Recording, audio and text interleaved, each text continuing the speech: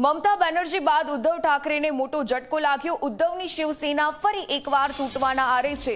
ઉદ્ધવના 9 પૈકી 6 સાંસદો સાથે છોડે તેવી પણ શક્યતા। આ તમામ સાંસદો સાથ છોડે, જેમાં 6 સાંસદો શિંદેની શિવસેનામાં શામેલ થઈ શકે છે।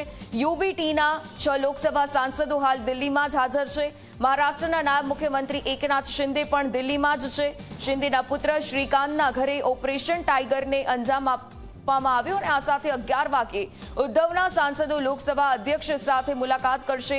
ઓમ બિરલા સાથે 11 વાગ્યેની આ મુલાકાત। ત્યારબાદ બળવાખોર સાંસદોમાં નાગેશ પાટીલ, સંજય જાદવનું નામ પણ છે। સંજય દેશમુખ, ભાવસાહેબ ઓમરાજનું પણ નામ શામેલ કરવામાં આવ્યું। આ સાથે છઠ્ઠા સાંસદ કોણ છે તેની સ્પષ્ટતા હજુ સુધી નથી કરવામાં આવી। તો શિંદેના પુત્ર શ્રીકાંતના ઘરે ઓપરેશન ટાઈગરને અંજામ આપવામાં આવ્યો। 11 વાગ્યે ઉદ્ધવના સાંસદો લોકસભા અધ્યક્ષ સાથે બેઠક પણ કરશે।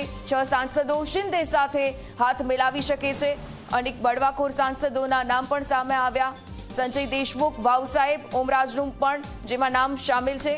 શિંદેના પુત્ર શ્રીકાંતના ઘરે ઓપરેશન ટાઈગર અને ઓપરેશન ટાઈગરને લઈને આ તમામ જે નામો છે તે પણ સામે આવ્યા। મમતા બેનર્જી બાદ હવે ઉદ્ધવ ઠાકરેને મોટો ઝટકો વાગી શકે।